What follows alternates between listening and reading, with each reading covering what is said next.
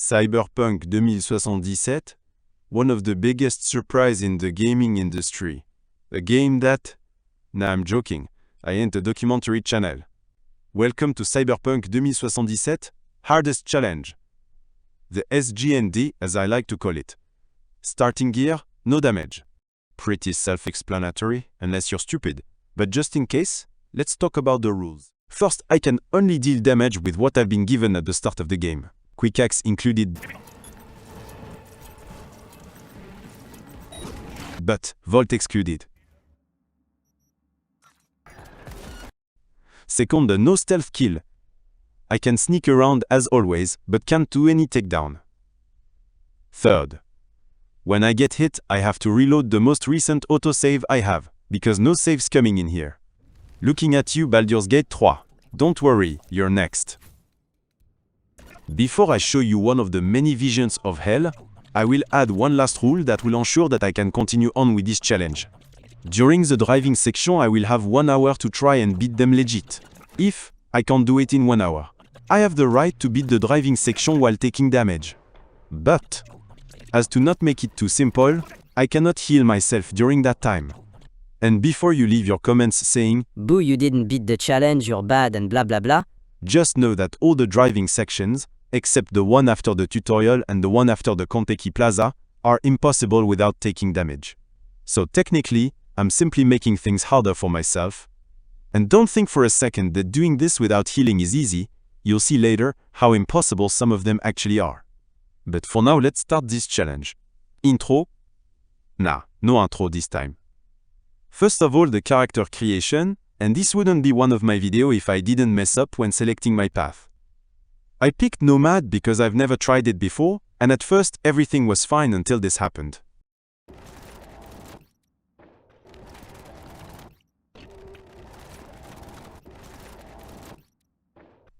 Yeah, like I said, it's not a depressed video without me fucking up somewhere. Luckily for me, this was the start of the game, so I delete my save and make a new one, picking Street Kid this time. And ladies and gentlemen, this right here is peak male physique. Change my mind. Like always, I put 0 points in skills as I never know what build I will play, since I never do any testing beforehand. So with a beautiful face and 0 skill points, I start the game, and I'll skip the tutorial, since there's nothing to say about it. We start off with a simple mission, save a girl and kill some dudes. Easy, right? Wrong. I think I've restarted this mission as much, if not, more times than during my shove-only video. And back then it took me around 2 hours to finish this section. Thankfully this time I could quick hack and throw grenades, which greatly helped, but didn't stop me from taking 1 hour and a half to do this mission. Anyway, the enemies dies quickly after some tries and we save the girl. I bring her to the trauma team, get shot, and then we exit the building with Jackie only to immediately get ambushed by a driving section.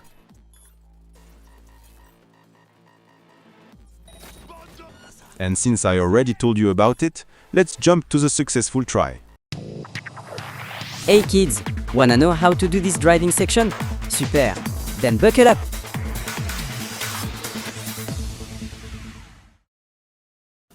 So, to pass this section, all you have to do is blind the first 2 guys, use the slow-mo from the quick axe to aim for the head, and shoot to kill the first enemy.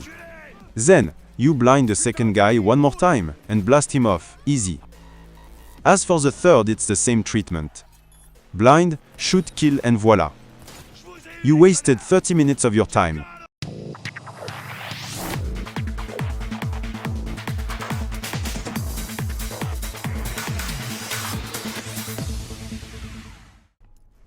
With that done, let's continue on with this challenge. We get home, sleep, feel sick, go civic, get some free upgrades, and then do the missions, since I have nothing better to do.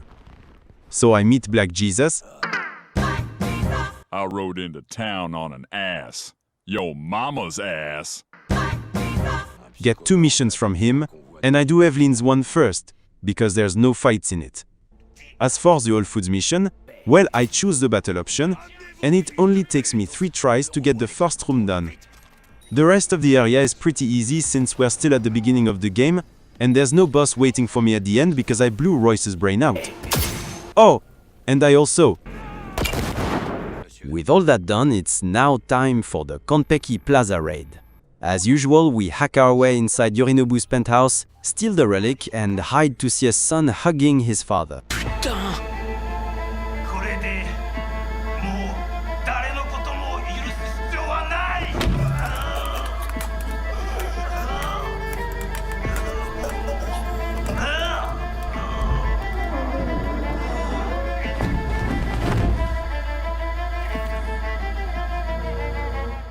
We then escape by jumping off the side of the building only to land 10 floors down.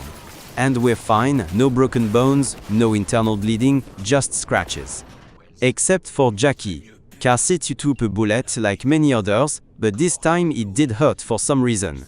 Anyway, I'll pass on the floor because all I had to do was hide, hack, and shoot to kill, so we could make our way to the elevator. Oh. Come on, Jackie, stop pretending. I saw you run twice already, you're not really hurt. Anyway, I killed the guards with the ricochet technique and we escaped for the first driving section I failed. Even after 1 hour, I couldn't do it, although I know it's possible. But since it requires a good precision, which I don't possess well, it's out the way.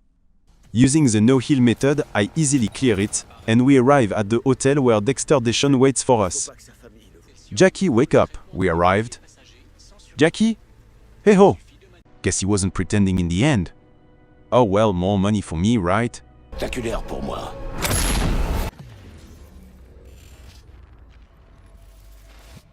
Arg! Stupid asshole, I'm gonna kill you! J'aimerais bien qu'on ait... My... Kill! Merde, toi!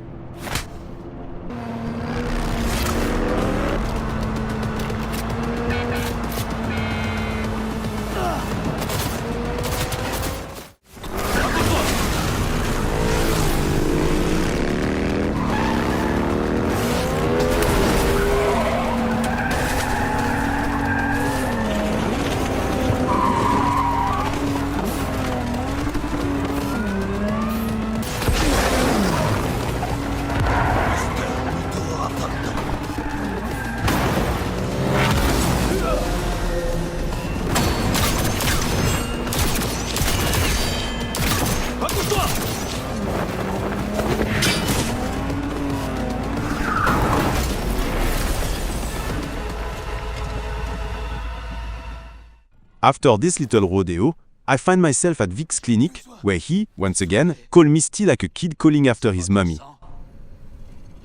Misty! I seriously think this guy has mummy issues. Not that I'm judging, we all want a big-titted goth girlfriend mummy, after all. So Vic explains the lore of the game and give me my final mission. Get rid of the relic or die. Misty, get me home and give me some pills before leaving me alone. Johnny Silverhand then wakes me up like I'm a wife in the 50s who burnt diner. Until he puts me to sleep himself. And just like a woman in that time, I wake up in the shower, naked and bleeding. Takemura invite me for lunch and tell me to find Evelyn Parker for some help, as well as Anders Nordman. I do Evelyn first, and for that, it's cloud time. Not gonna lie, thanks to my shove-only challenge, I knew exactly where to be, to avoid taking damage while killing the enemies safely. I crafted my gun that was confiscated, and it was just a matter of playing safe and using cameras to my advantage. Other than that, I have to admit that there's not much to talk about. This run is challenging, yes, but not impossible. I had way more struggle doing my shove-only challenge than this one. And as a proof, it only took me 35 hours to complete this run, whereas the shove-only one took me around 95 hours to do. So, since there's not much to say, here's one of my favorite NPC of the game. I like her, and find her good looking, so here you go, enjoy. Anyway, since I really don't know how to present this challenge without repeating myself by saying, Play safe, use blind and burn quick axe, and then shoot in the head. Oh, the driving section, they're so hard and blah blah blah. Instead, here is a quick summary of the build I created for this challenge.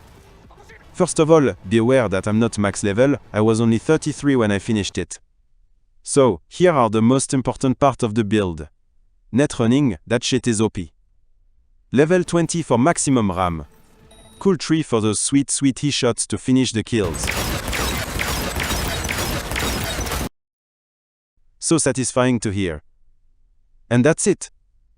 You don't need anything else. But keep your reset point available, because you'll need it later on when this game will finally be hard. Until then it's the same as always. Play safe, hack and kill.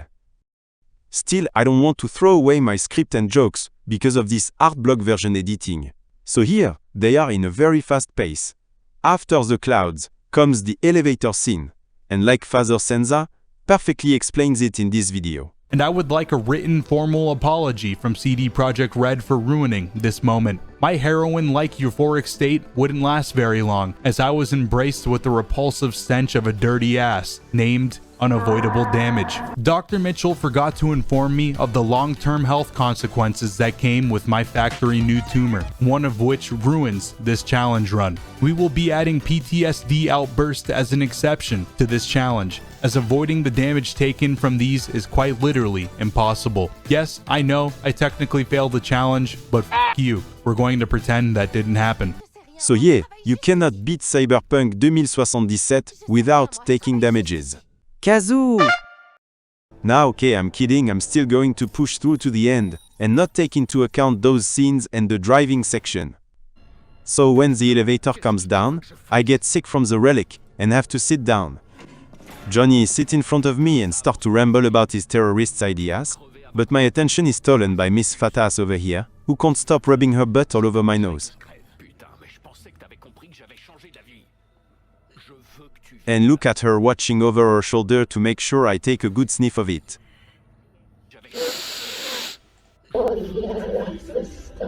Thank you. Next we get to Fingers Clinic, and I fist fingers for good measures to know where Evelyn is. With Evelyn's location, it's now time to infiltrate the warehouse she's trapped in. And as always, it's not that hard, so let's move on to the best part. When reaching the underground area, Judy helps me out clearing the first few rooms. And man did I laugh when I saw her getting absolutely destroyed while screaming for help. Why? I don't know, but it was funny to me. Still, that caused me to get hit, so I had to restart, but worth it. Anyway, the rest of the area is easy until I arrive to the furnace room? I don't know, don't care either. All you have to know is that this guy scared the shit out of me, but I still managed to avoid him, thanks to awakening Ultra Instinct. I kill him, and then use the run away and let the enemies pile up into a small corridor technique to clear the zone easily. We then find Evelyn and I wanted to see what happens when you unplug her right away. Well, nothing. Anyone would be taken by surprise but not Judy. She's just built different, I guess. We get Evelyn to safety, and then I progress in the missions, talking with Takemura, getting some infos, and all that. Then I meet up with Rogue so I can get help for Nerdman. The conversation goes well until she says this.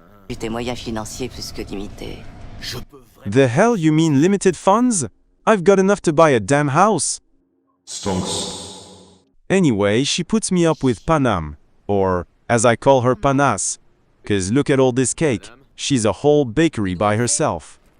Oh right. Moving on. She explains the situation to me, asking for my help as always, and I accept of course. She then tells me she has no money, and I was like, hey, I could buy us a house and live in it together, you know? Yeah, I've got a problem. I know, let me have my fun with fictional characters. At least I'm not bothering anyone. Yeah, I don't know why I did this edit either, so let's forget about it. So we reach the Aldecaldos' camp and meet Mitch and Scorpion. Qui ça? Mon babysitter. Ass sniffer. Appelle-nous à l'occasion. Surveille-la bien, V. Oh, I'll keep an eye on that ass, alright. Sorry. I'll go to horny jail for the rest of the video. Okay, let's stop with the horny jokes and let's focus on the game, because this video is already way too long. We reach Rocky Ridge to get Panam's car back and we set up a trap. Yeah, a trap, because in what world does lighting up a town is considered an ambush? We're just making it easier for them to be seen and know there's someone here. Let's move on. I just hate this part of the game. Light up, boom boom, POWU, and everyone is dead, thanks to 2 small gaps I can shoot through. This cost me 35 minutes of my life, and I had to fight with gaps bigger than my chance of getting a partner in my life. But that's not all, no. You know what comes next. What awaits me after this if I want the Panam ending? And I had to fight with gaps bigger than my chance of getting a partner. That's not all. You know what comes next. What awaits me after this if I want the Panam ending? Kill Nash, the boss that gave me PTSD when I fought him in my last challenge. But, weirdly enough, this wasn't hard at all. Panam presented her butt to the enemies, distracting them long enough for me to kill. Which I totally understand. I'd die for that ass too. She then used her head to catch bullets. Pretty useful. And yes, I know she's holding her revolver like a shotgun, but trust me, I've seen weirder things from her. Nash danced?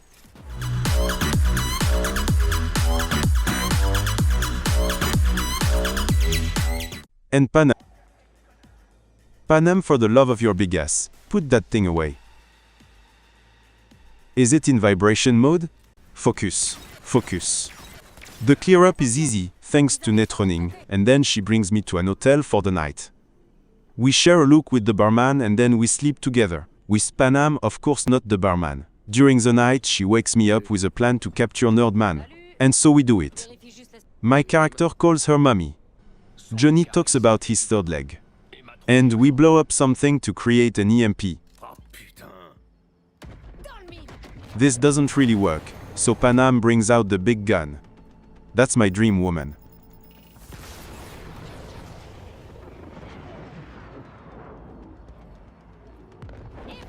The mission, right?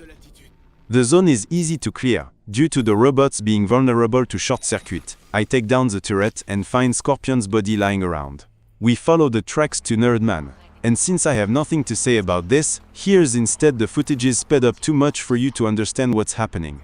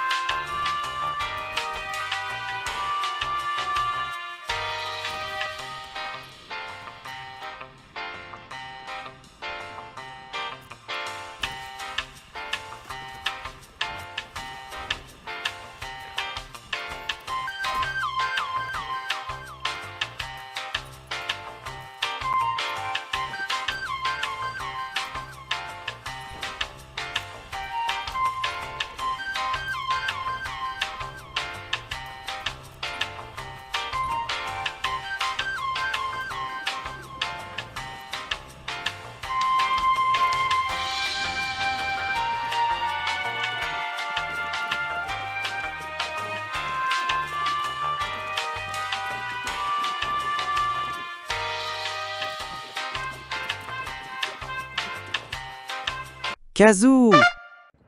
Okay, Nerdman is captured, Evelyn's quest is done, and I have to wait to get the next missions. So...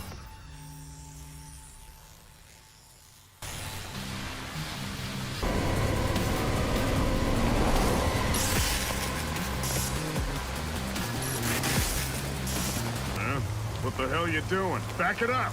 Looking to get shot?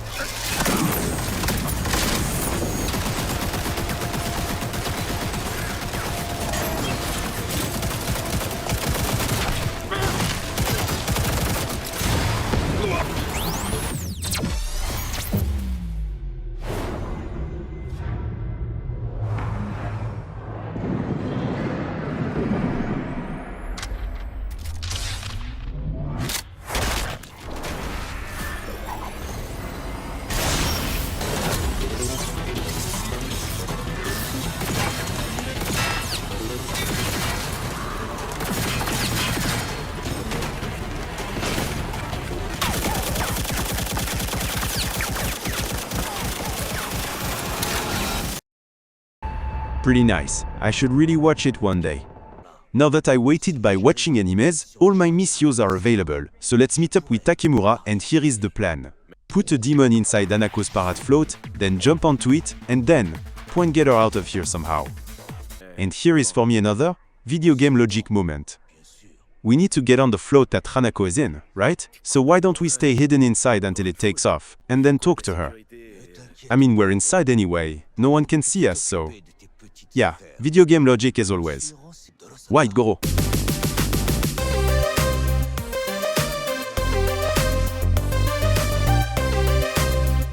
We meet up on top of a building. Johnny rolls off. Sadly, he doesn't die. We check the place quickly before I hack my way inside Arasaka's HQ. Yeah. Netrunning is OP, even the mecha can't do shit. Okay, that's the gun I use right now, but still. Not much trouble, so let's just...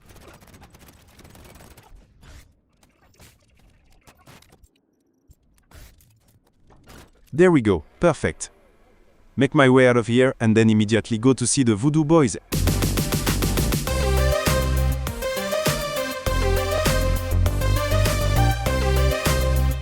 And you too? Drawback of walking like this? You can't use the stairs the normal way. After this he gives me a mission. Get RID of the animals in the Grand Imperial Mall and... I didn't know that you could actually go through the front door. This allowed MPE, cut most of the mission, BUT. It still took me 3 hours to complete. Why? Because the animals are the enemies with the biggest HP pool, most of them are elites levels, have cyberware to do dash everywhere, and therefore rush me every single time. I barely have a second to stay at the same spot before I get shot or threatened by them, and they cost a shit ton of RAM to hack, making it impossible to deal with them all at once. The technique is to lure the enemies next to explosive tank to chip at their health or kill them. Luckily for me, I managed to bug out 3 guys next to some tanks, and so it greatly helped. And sadly my game crashed when I reached Matilda Heroes, which deleted all my footages of me finally succeeding. So yeah. Sad, but I was going to suffer again, just for some footages. At least I got the autosave, thankfully saving me from redoing it all. Ah, Matilda, Sasquatch. I have a fond memory of you, the way you bugged out during my last challenge. Surely this time will be different. Nope. After messing around for a bit. This happened.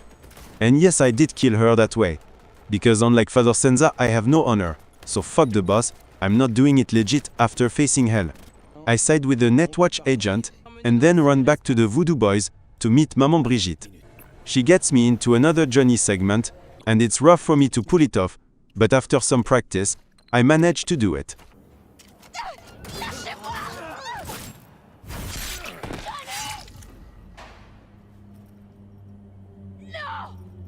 Then comes THZE, blasting part, and boy is this gun good. It feels so nice to one-shot everything, like a game orgasm of some sorts. Yes, I really SAID those words, and no, we won't talk about them anymore. The segment ends quite quickly, sadly, but at least I can have fun with Placide. Look at this big idiot, stuck because of a door. Oh Placide, you're so bad you don't even deserve the title of a boss. Placide is dead, so now, time to move on to the kidnapping of Hanako. I kill the snipers, rage a little at this bullshit of a death, and then move on to the boss. The boss I knew would be the hardest of them all. The boss that I thought would put a stop to this challenge. Oda. But first, a little music interlude.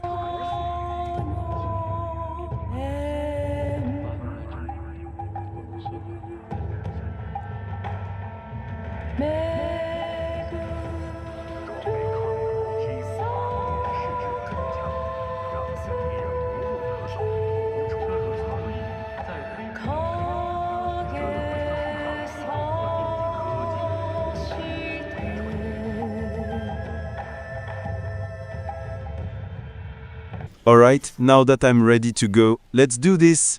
Oh, come on! Why are you bugging too? I swear every boss I had bugged out one way or another. But is that really what Father Senza would want of me? Plywood and cement was a common occurrence. I want to mention that I had 2 great runs bug out and could have easily brought home the dub a lot earlier, but I have integrity, and winning like this just felt wrong. Is that what I am destined to? To tarnish my challenges and reputation by exploiting bugs to finish them? No. I'm done exploiting bugs. From now on, I'll beat games fair and square, and I'll be the one to beat impossible challenges, to be the best in all I do, because my time is now.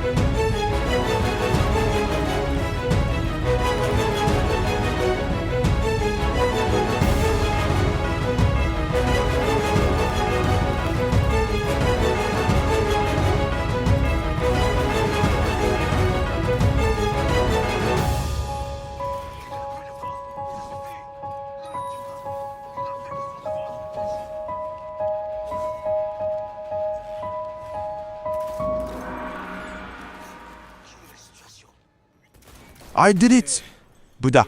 I beat Oda clean. I know it's gonna sound stupid, but it feels like I beat the game. Feels good. Now, am I the only one who wonders how Takemura managed to move Hanako a whole kilometer away in less than 10 seconds? Yes? Okay, moving on then. The hotel section is die and retry, so let's immediately get to the fun part. Panam finally calls me for her mission, and so we go save Sol. I kill the base.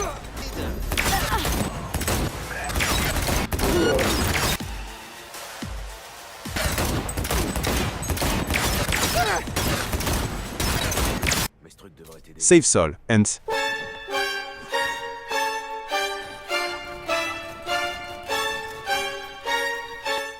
Okay. I didn't think I'd awaken my ultra instinct for this, but pretty cool. What wasn't cool though, was the driving action awaiting me.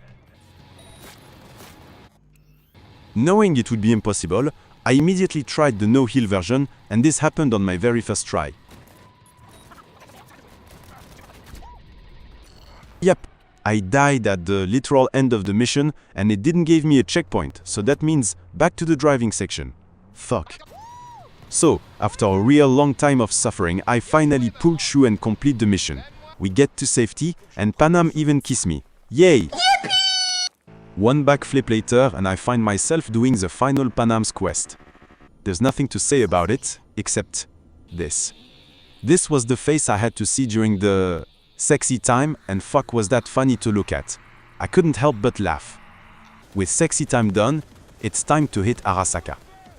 The mission is easy, stay on the other side of the enemies, spawn and shoot through small gaps to kill them. Easy, really. So let's go to the best parts. Sanos helped me. Again, Kantorak is OP, it's literally free contagion. Sol and I were chatting while Panam did everything and won by the way. We then reached the final room, the ultimate boss fight before the end of this challenge, Adam Smasher. But I'm not scared, I have Panam and Sol. Oh, well I still have Panam. Man.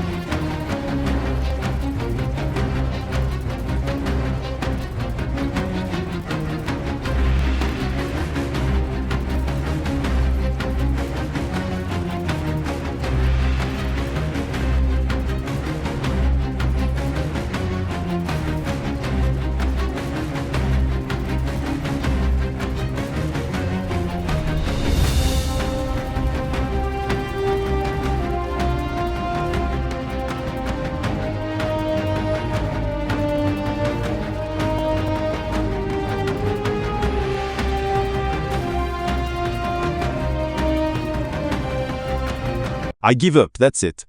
I thought this boss would be hard, but no, it's straight up impossible. When I finally reach the 50% HP, he spawns goons to help him, and they take more than a blind, plus burn, combo to kill, all the while he rains down rockets everywhere on the map. So it is with great sadness that I officially inform you and answer the question. No, you cannot beat Cyberpunk 2077 without taking damage and with starting gear. Only on the very hard difficulty. After a 2 days break I went back to it and remembered something.